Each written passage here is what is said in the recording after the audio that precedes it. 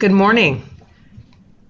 Thank you for joining us for this Best Starts for Kids Parenting Caregiver Information and Support webinar. My name is Michelle Sarju, and I'm going to be the facilitator for the webinar today. I also have several colleagues in the room who are going to be helping with this presentation. Erin Murphy is our communications person, and we have Sarah J. also joining us for the data and evaluation piece.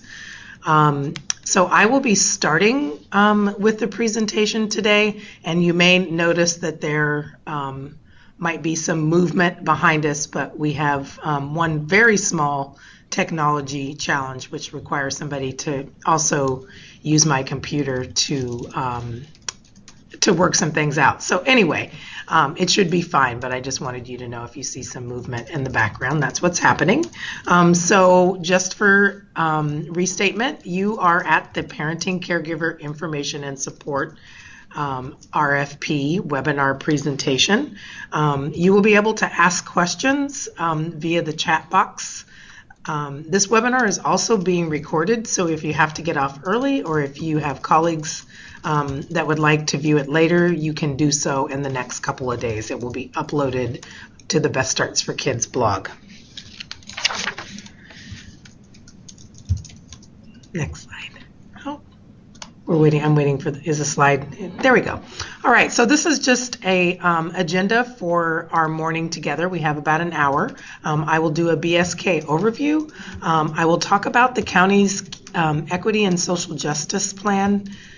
I will talk about other community-based parenting RFP strategies. There will be a data presentation. We'll let you know how to stay connected, and then hopefully we will have time for questions.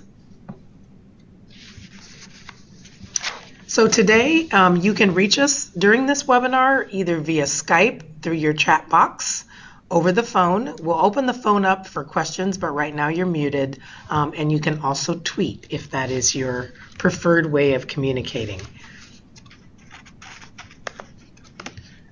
The Best Starts for Kids vision is pretty simple. You can read it on your screen, but I will read it for those who may not be on a computer.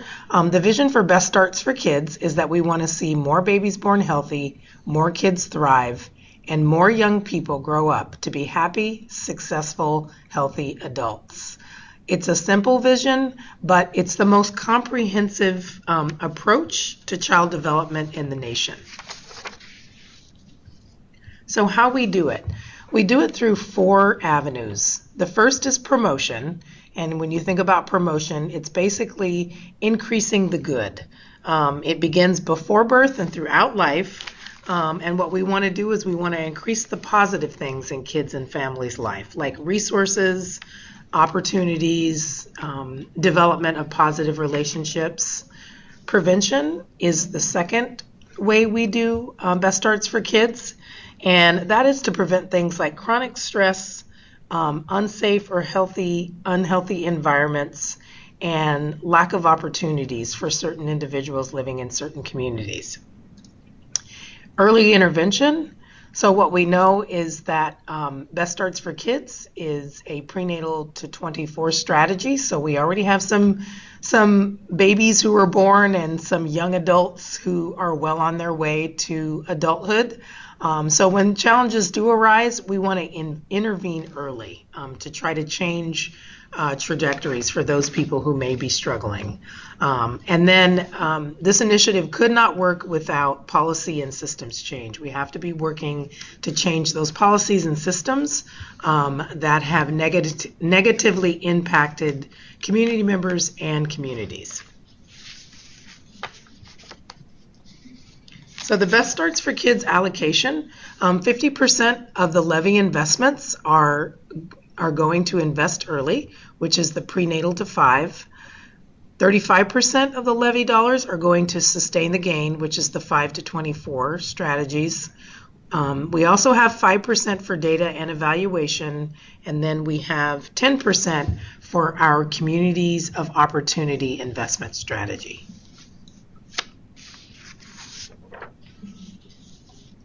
The county has an equity and social justice plan, and what we recognize is that there are persistent inequalities that still exist, especially by race and place. And in some cases, things are getting worse, not better, and threatening the collective prosperity of families in our county.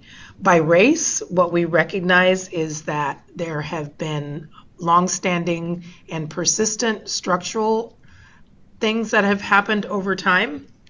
And so these structural and historical challenges have impacted particularly people of color.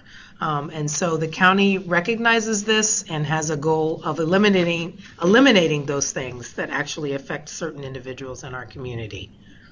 We also recognize that zip code matters. So where you live can impact your quality of life. It can also impact how long you live. It can impact whether or not you have available to you healthy foods. And so by addressing both race and place, we hope to get at some of those things that create inequalities and eliminate those. The community-based parenting and peer support strategy is a strategy that seeks to support communities so that they can in turn support children and families in the neighborhoods where they live. Basic needs resource brokering is one of the RFPs that has already been released, and we have 3 awardees. You can read more about those on the website on the Best Starts for Kids blog. We are currently in the process of deciding our Kaleidoscope Plan Learn grantees. And then there's a third area under this strategy called General Parenting. And this parenting caregiver information and support RFP is under the General Parenting. There will be another RFP under this umbrella, which is going to be prenatal support services and breastfeeding peer counseling, and that will probably be released in early June. This RFP again is parenting caregiver information and support. So I have several slides that are going to talk about the purpose so that there wasn't a lot of text on one slide. I'm just going to, I have broken it up so it's a little easier to read. But the purpose of this particular RFP is to provide education, information, and support to parents and caregivers of children 0 to 5. This particular RFP does not have a prenatal support services component, so it's really designed for programs and services for families and children that are already here. The prenatal support services RFP will cover prenatal information. This RFP is also designed to expand the available programs and offerings of parenting, caregiver education, and support services. What we know is that in some communities, there is a lack of this type of resource. So our goal with this RFP is to expand those offerings, and hopefully families will be able to access these supports in the communities where they live. The third purpose is to support parenting education focused programs offered in a variety of community settings. There have been several previous RFPs that offer services in a home-based context. This is really designed to offer services in a community context. So when we think about that, if you think more of group type support versus individual home-based, home visiting type support, that's what we're hoping to accomplish with this RFP. As with every RFP strategy, we have both headline indicators and secondary indicators. And as a reminder, headline indicators are those things that we aspire to help quantify BSK's overarching results. Secondary indicators are those things that we will measure through the funded programs. So you can see on your screen some of the secondary indicators are increasing knowledge and support of early childhood development. We hope through this RFP that families are supported and connected. I really like this one, reading, singing, and telling stories to children daily. And then for those children and families that need other services such as mental and behavioral health services. We hope that agencies will be able to connect families to those resources. Our funding priorities are generally the same. They don't change across RFP strategies. So you can read this on your screen. I'm not going to restate what you can already see. Okay, so now to the funding specifics. The funds available for this particular RFP are for the 2018 year, we have about $400,000 available, and then for 2019 and 2020, we have about $1 million available. And the contract period will be about 2.25 years, 2.25 years, depending on when we get our funded grantees signed contracts. So for 2018, for this particular RFP, we're going to award a maximum of 8 funded programs. And each awarded program will get $50,000 for the 2018 year. And I will talk more about that in a later slide, but this is to give you a high-level overview. And then for the future years, each funded program will get up to $125,000 per program year. With this particular RFP, we're not asking you to submit a budget. So the details of the funding for 2019 and 2020 will be worked out throughout the 6 months. Part of the activities of the 6 months is to develop a 2-year budget. So we'll talk more about that with those funded agencies. I also have a note to myself that on page 5 of the RFP, that is page 5 of the RFP when I visualize it on my screen. I'm not sure what it will be on your computer because sometimes the formatting changes. But essentially, the award structure is in section H, as in Harry, not section B as in boy. There will be an addendum released to clarify a couple of other things that have come up. So look for that to come out via the Best Starts for Kids blog, but I just wanted to point that out.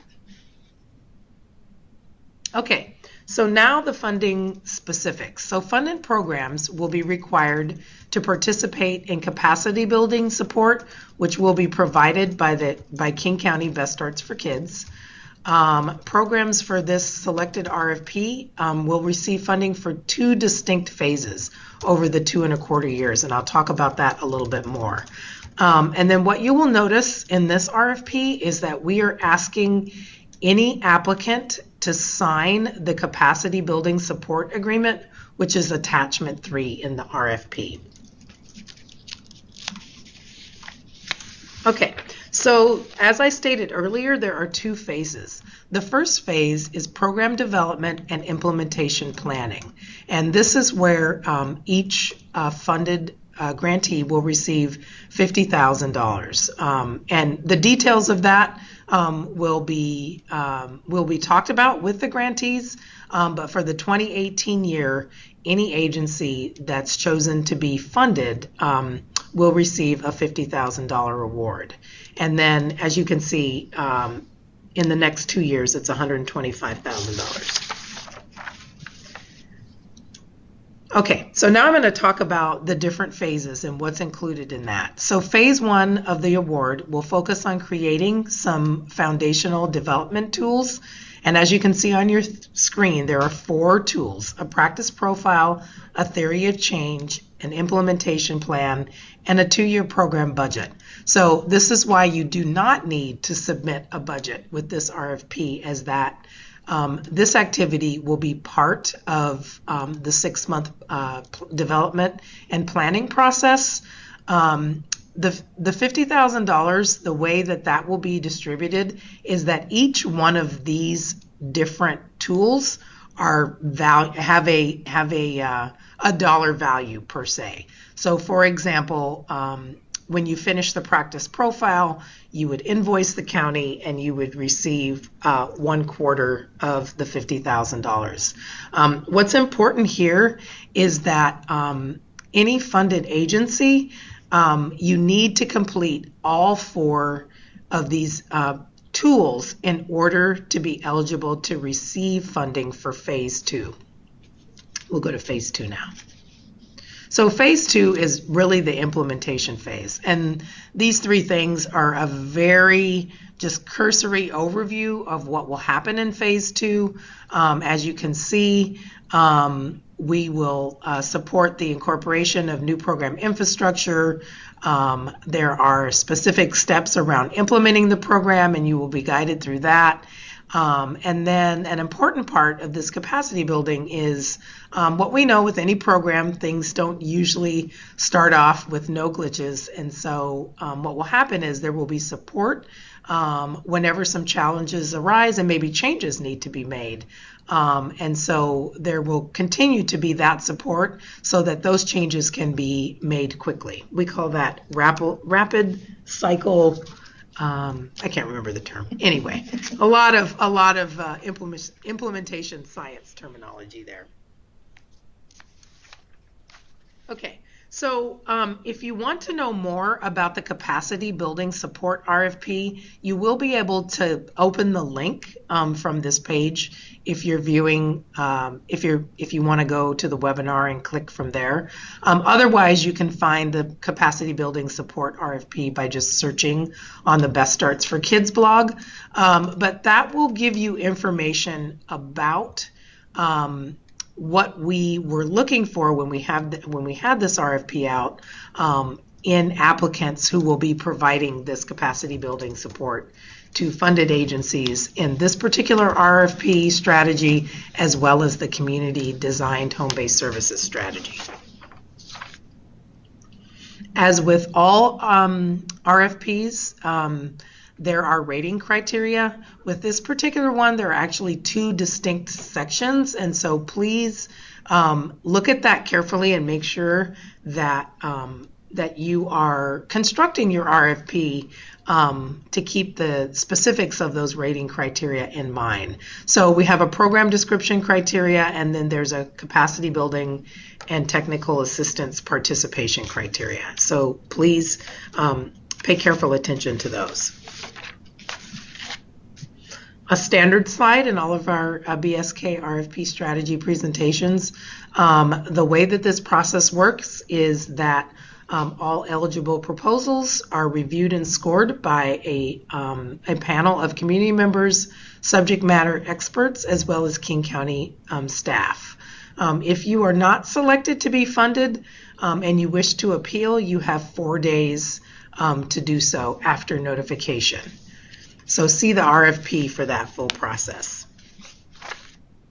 And now what I'd like to do is turn this part of the presentation over to my colleague, Sarah J. Sanford.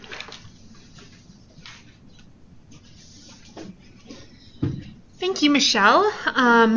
I'm happy to be part of this webinar today. I'm going to talk a little bit about data and evaluation, how you might consider using data in your application, and what you can expect from Best Starts for Kids around evaluation if you are funded in this program. So our data and evaluation team has 3 guiding principles that we hope you'll see reflected in our work together, which are partnership, collaboration, and accessibility. Thanks. I'll talk the most about how you might want to put some data into your proposal to make it as compelling and to tell your story as best you can to the reviewers that Michelle described.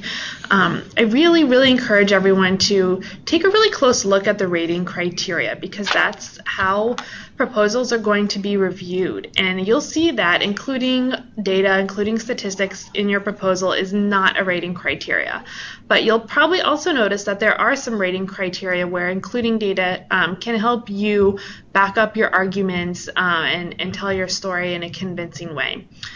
So there's a ton of data out there. It can be really overwhelming whether you love it or whether it's frustrating to navigate. There's tons out there. So we recommend thinking through what's the story you want to tell through your proposal about how your organization is really well equipped to help parents and caregivers get the support they need in your communities.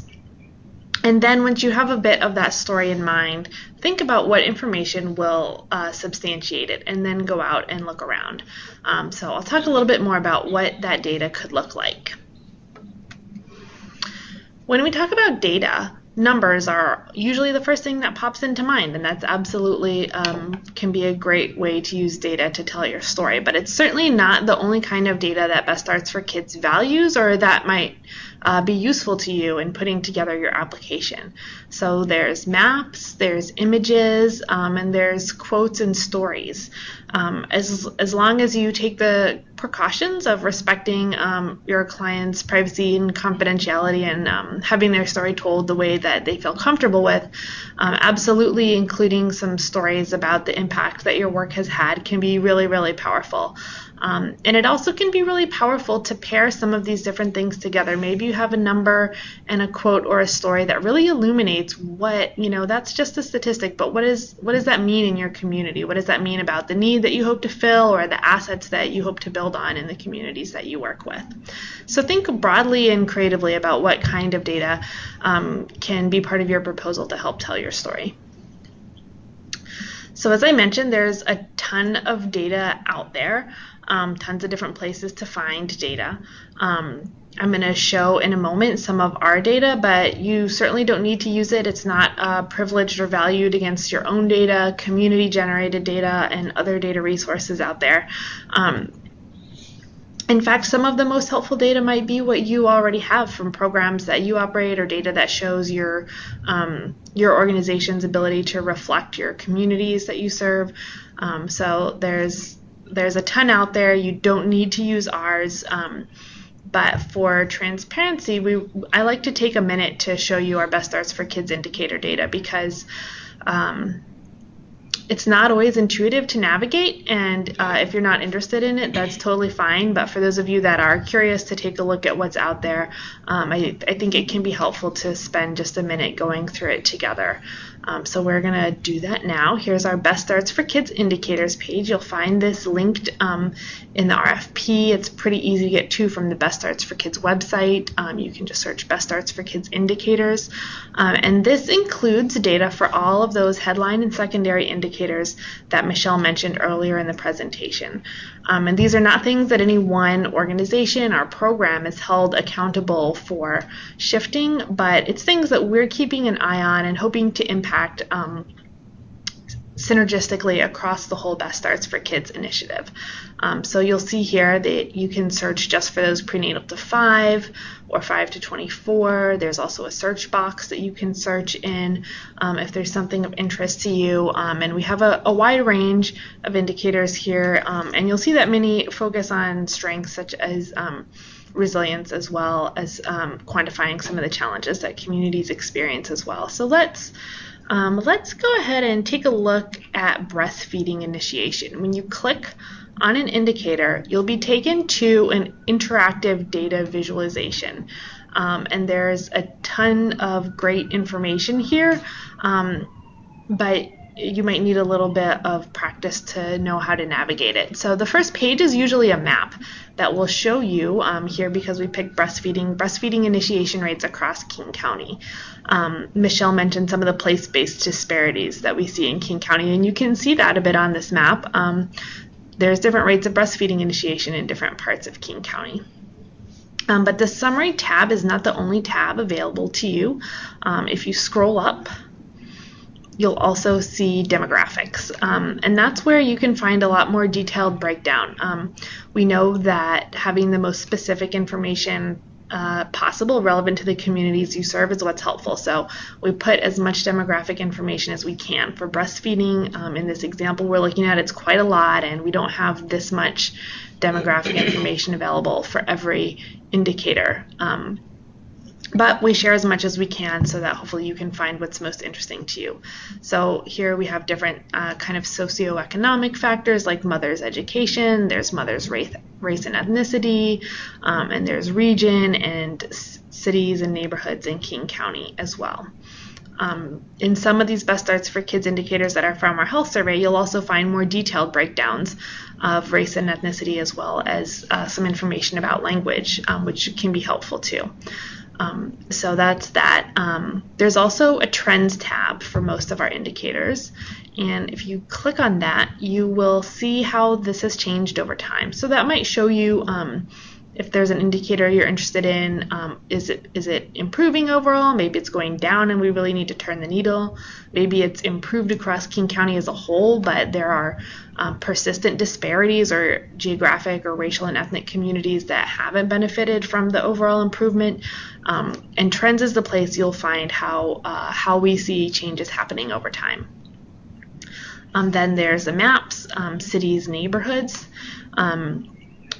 Again, not every single indicator will look exactly the same because we have different geographic data for some of them, but we'll present as much as we can. And here we have it available by cities and neighborhoods, and you can visually see how it might be different in different parts of King County. That little bar along the bottom will show you in order the highest to the lowest rates, and if you hover over a bar, it'll tell you this is the area and this is their rate of breastfeeding initiation in that area, so you can kind of easily see who's at the top end and the low end that way as well. There's also a custom demographics tab. This one can be really cool and also a little bit confusing. So this is if you're looking at those demographic factors and what you see is like, well, what I really want, it's great to see this by race and ethnicity. It's great to see it by region, but really I want to know about race and ethnicity in my region. So let's go ahead and pick race and ethnicity for the first one, and then region for the second one. And if this is not of interest to you, you definitely don't have to use it you can make a great proposal without it. But I like to take a minute to look at it just to help give a little starter for those who might be interested. So if you're serving, for example, here I'm seeing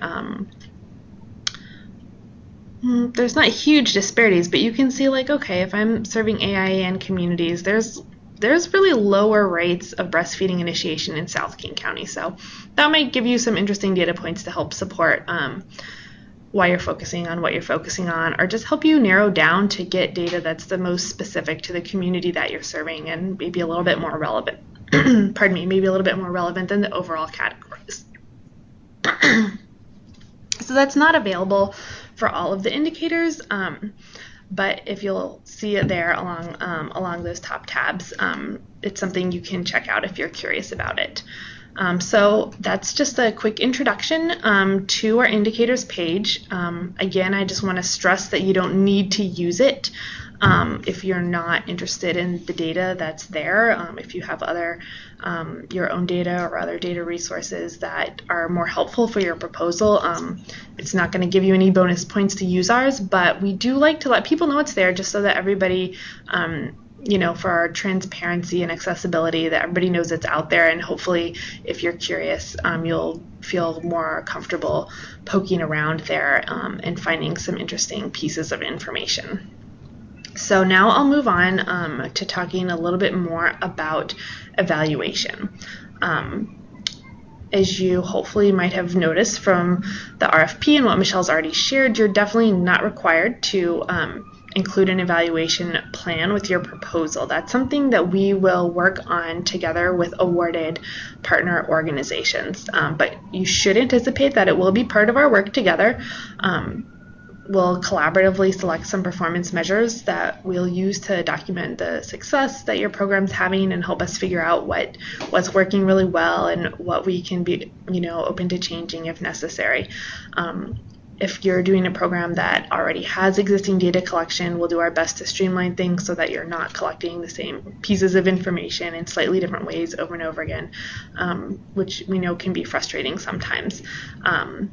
So as far as evaluation goes, all you really need to know right now is to be prepared to work together on that if you are funded, but you don't need to include anything about evaluation in your proposal at this point.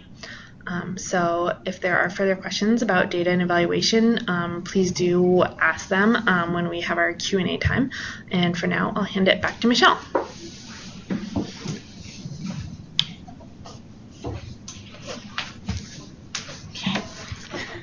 Thanks, Sarah J.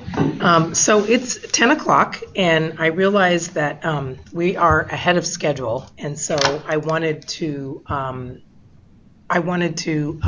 before I mean, you can see how to stay connected, but I just want to stress that with this particular RFP, I talked about the capacity building support. What I didn't describe in detail is that it will be a significant investment for your agency to participate in this. As you will read in the RFP, I think it's the attachment, but you need to have a dedicated staff person, point person for this particular RFP, someone who will be available and leading the work, the capacity building work, the development and implementation.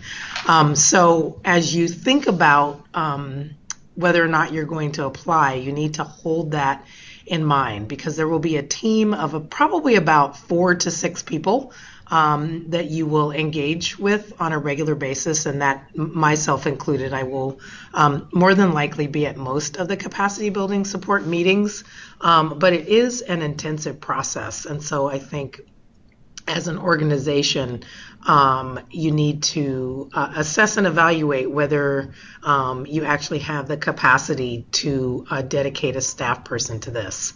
And I imagine that there might be questions that will come up as you're reviewing or going through the application, and you can feel free to send those via the CPRES email address that's also in the RFP. We'll cover that later.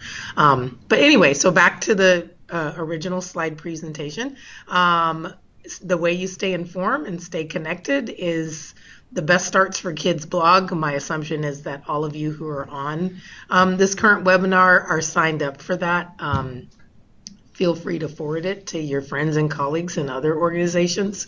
I think there's some pretty interesting information that comes out, thanks to my colleague Erin Murphy, who is forever tweeting and sending out information. This is a pretty complex but very well coordinated effort. Okay, next slide. Okay, so this is how you stay connected: our website, our blog, or tweeting. And then additional resources. So there will be an in-person information session at the White Center, King County Public Library tomorrow. That information is listed on your screen, and there's the CPRES question contact. You are not to email me directly. I am easily findable on the county website, but I will not answer any questions individually related to this RFP. And then we're going to talk about technical assistance. I just want to highlight, we do include a checklist, and while it may seem obvious, 2 p.m. on June 14th is the actual deadline, and I would encourage you not to try to upload your application at 1:59. My last RFP, that happened, and it didn't upload, and so those people missed the deadline. So it's really, really critical that you start uploading your application well before, in case there's a technical glitch. But any application received after 2 p.m. Will not be accepted. And then you can see the other things listed in there. Okay, so the King County Best Starts for Kids will provide technical assistance to any applicant who wants assistance with their application. As you can see, there are some benefits of seeking technical assistance listed here on the slide. I'm not going to read them to you, but I do encourage all applicants to reach out to a technical assistance provider. And there they are listed on your screen. They're also on the Best Starts for Kids blog website, so you can find them there. Okay, so we have about 25 minutes for questions. And let's see, there are people on the phone, And I think they're going to be unmuted.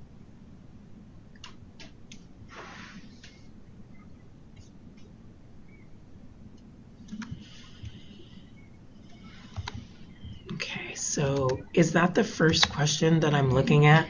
Yes. Okay, so I'm going to read the question in case somebody is just like on their cell phone and not viewing the presentation. So the question is, the main cost for our parenting program is personnel. Can some of the funds be used for salary support for the lead point person and other staff? So remember that you're actually not submitting a budget for this particular RFP with your application. So the $50,000 that if you're awarded, although it is connected to each one of those tools, essentially the way you get paid with the county is that you have to have a deliverable. So those 4 tools that I listed in a previous slide are your deliverables. And so I'm not answering this question directly, only because there isn't a budget required. So you can kind of consider the $50,000 award as to be connected to salary support for the lead point person and other staff. At the last tool that you will develop in the capacity building support is the 2-year program budget. And so staff salaries will inevitably be connected to that. But if you're awarded, the award for 2018 is just a flat $50,000, and it is connected to the tool development. A quick clarification, we've unmuted participants, but if you are on the phone and you'd like to ask a question, you need to unmute yourself, and then we'd love to hear your question.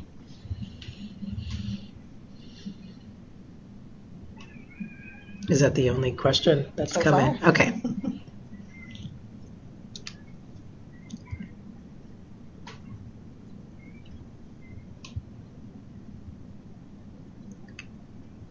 So if you're speaking, we can't hear you.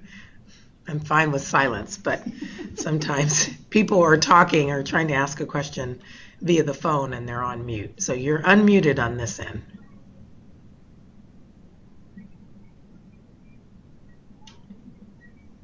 Okay, here's a question. Can you hire with the capacity building dollars staff person who will be responsible and be the contact of the capacity building funds?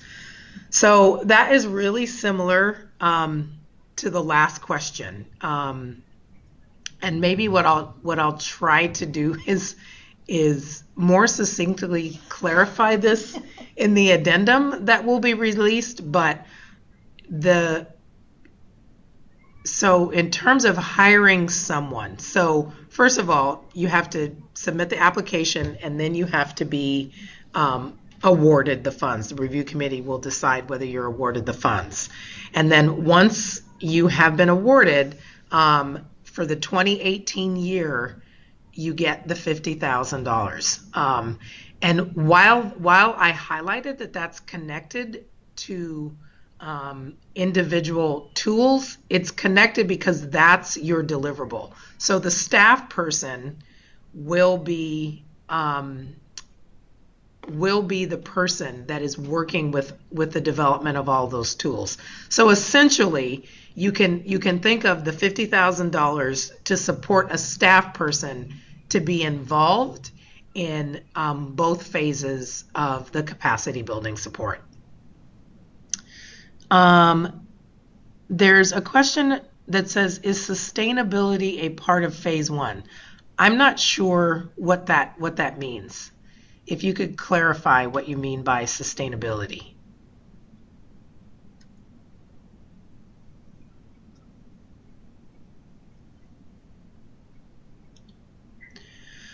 So planning for sustainability. So let me see if I can answer this question. The intention of the capacity building support is to make the program sustainable.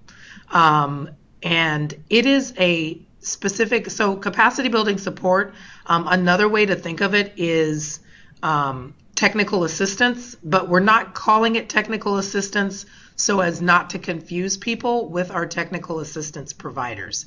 But that's really what it is. And so the idea behind setting it up this way is for agencies to create a program that's sustainable and also fundable outside of Best Starts for Kids. Because this is such a large investment of your time, on the other side of this, you should really have a program that is fundable because of its strength, that would be fundable with other, by applying to other funding sources. So the goal is to help agencies build a highly effective and sustainable program. Okay, so the next question is it possible for a larger agency, like in our case, a primary care clinic, to apply? Or is it the intent really for smaller community organizations to apply? So anyone can apply. However, there was a slide that talks about what our priorities are in funding. So I'm not going to say no, don't apply. But when you think about large primary care clinics, they have already gone through, you get to be a large primary care clinic because you have, you have this system that actually supports and sustains the organization. So I'm not going to discourage you from applying, but it is our intent to prioritize smaller community-based organizations.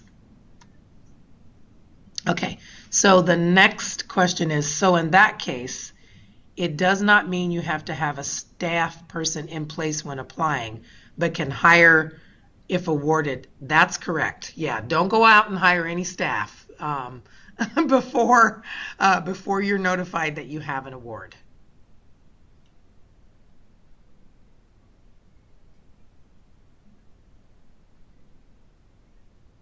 Lots of good questions.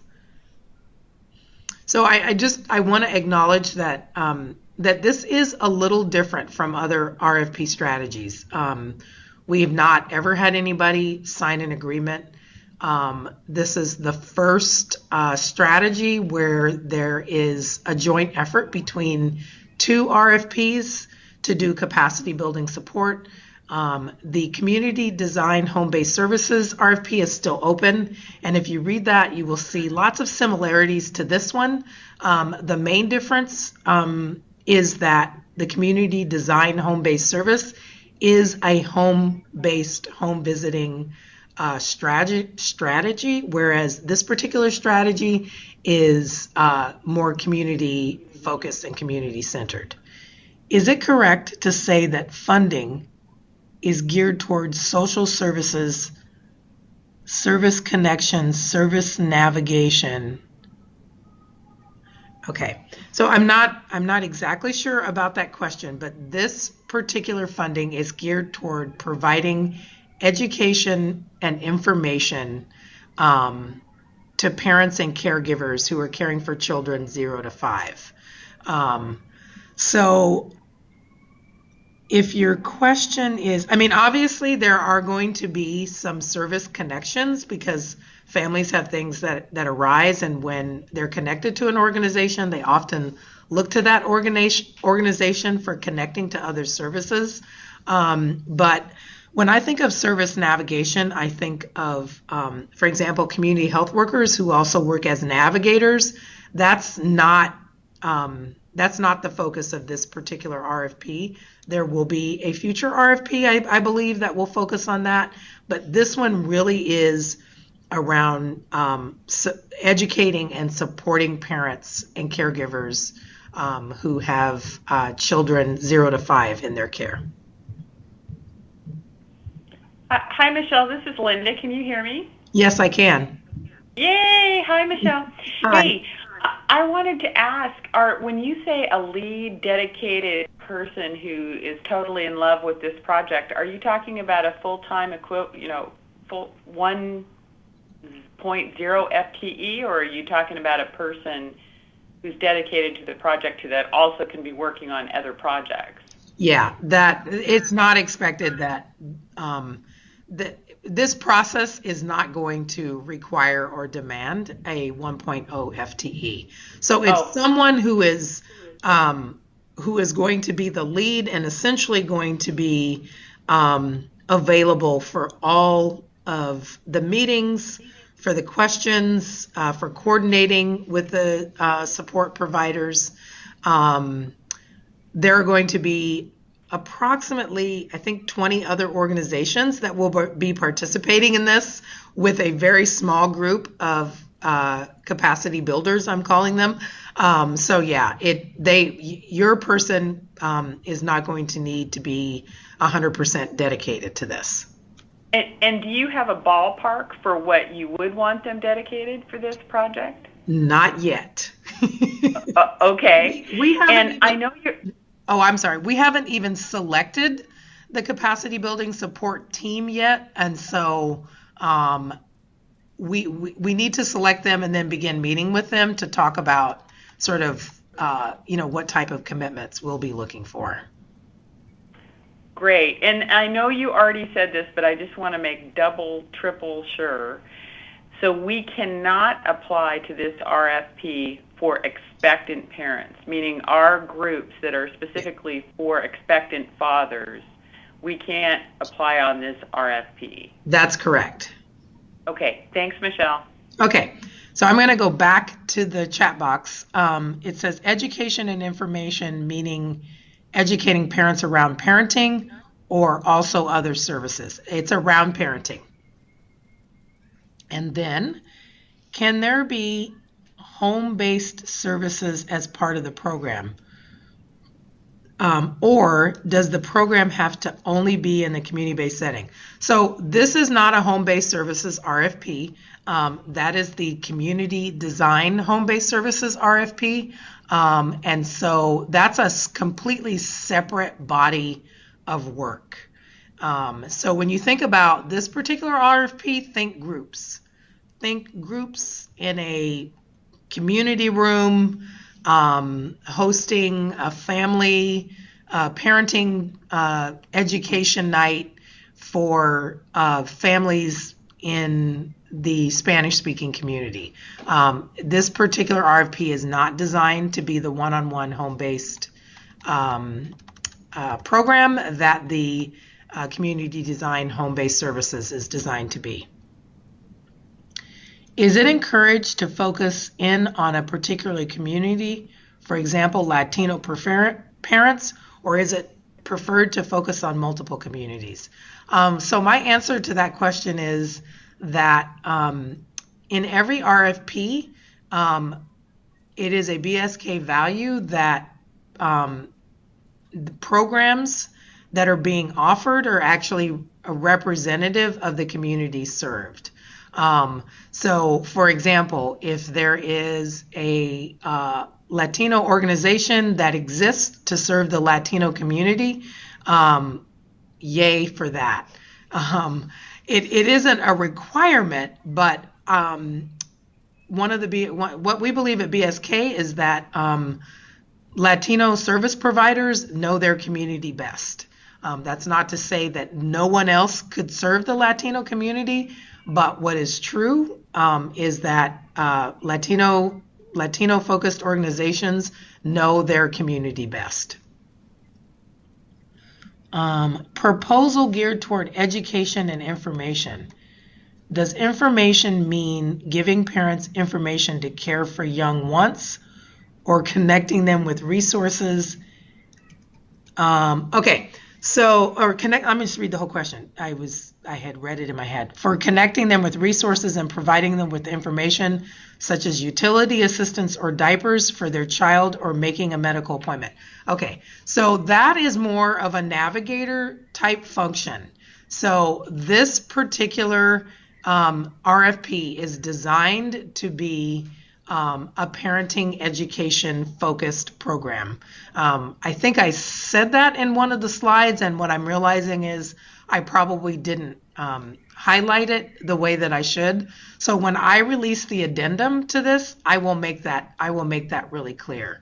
I think that this question is a really good one in that it is more navigator focused, and there is a navigator element to the BSK strategy. It's just not this particular RFP.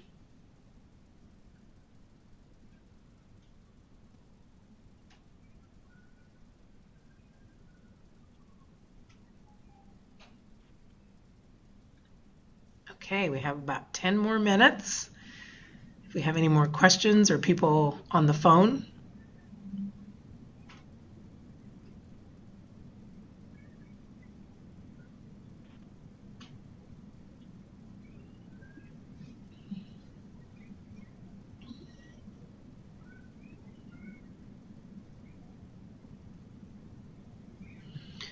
Okay, here's a question.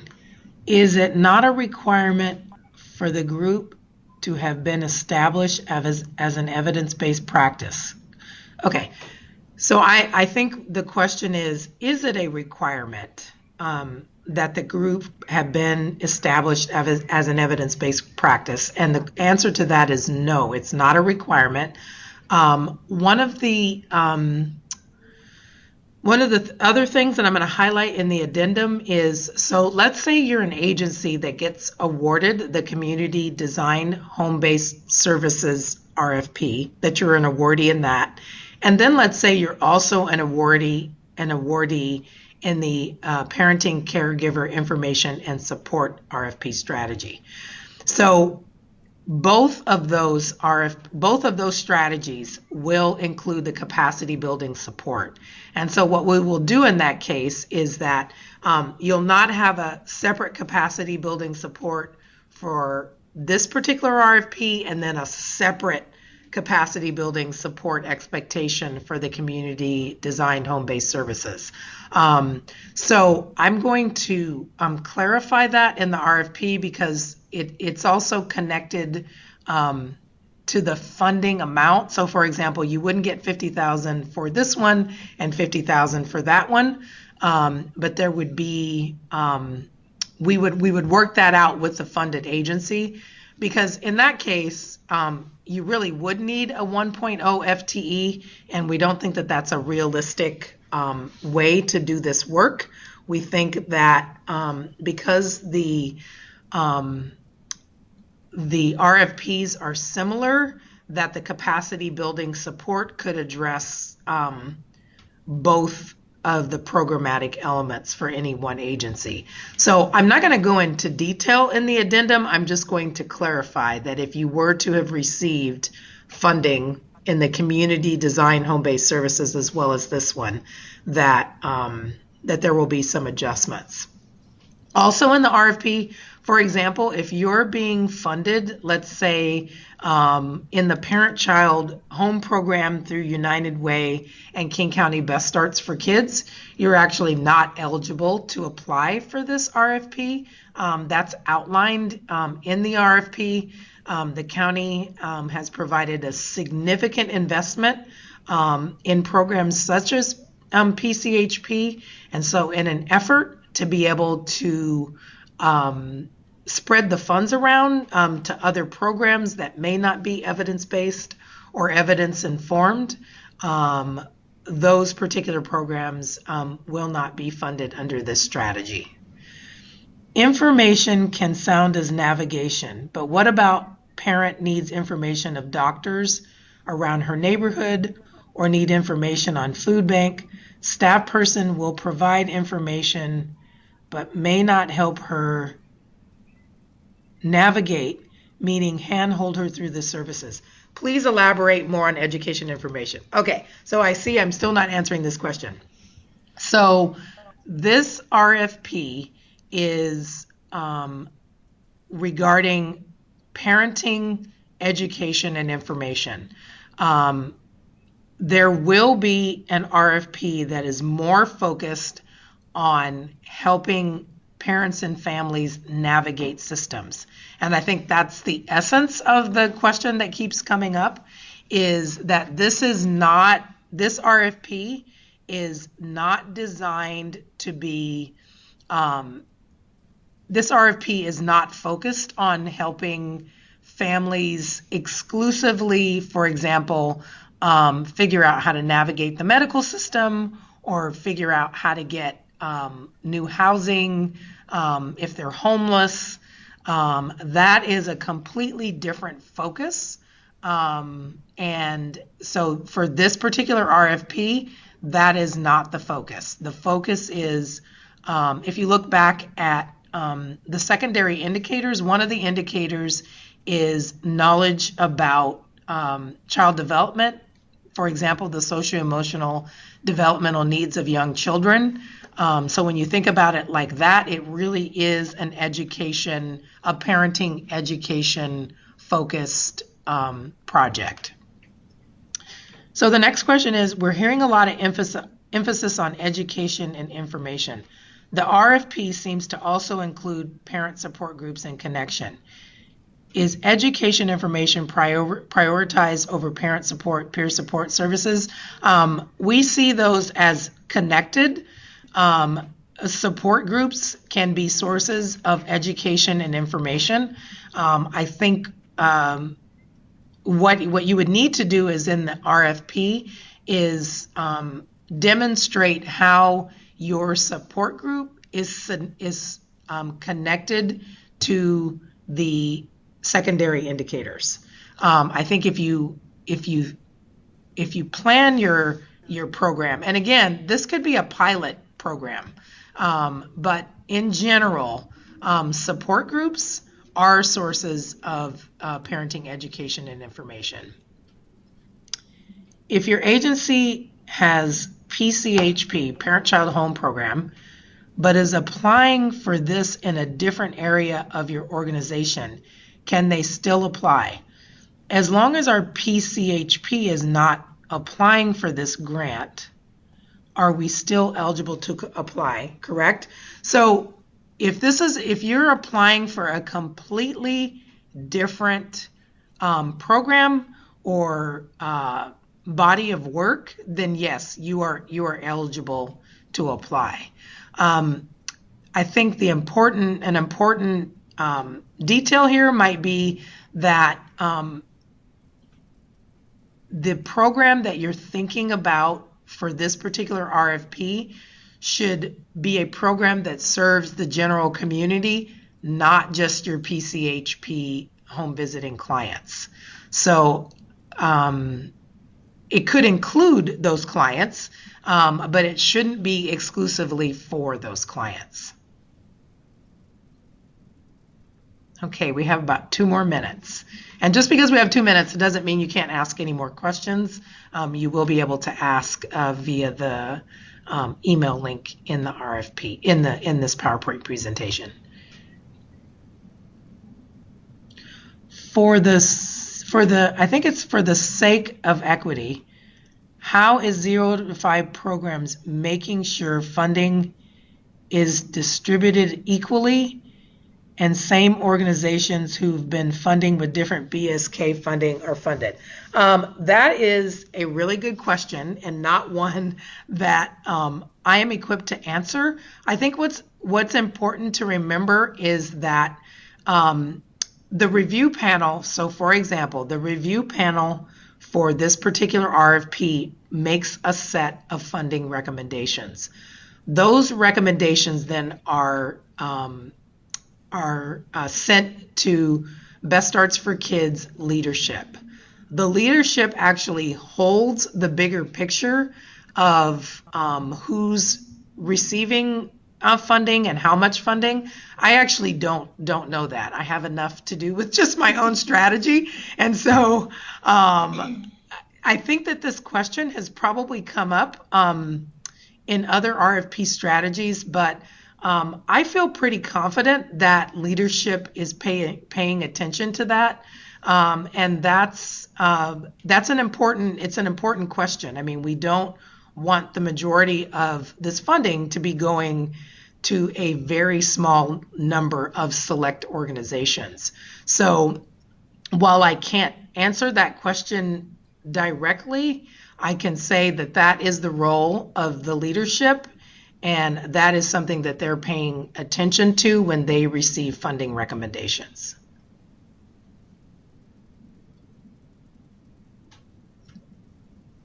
All right, well, we are at time. And again, if you have further questions, please email the CPress email with your questions. I will have another, the final information session for this RFP will be held at the White Center, King County Public Library tomorrow. So if you'd like to come and ask questions in person, I would love to see you there. And otherwise, thank you for joining.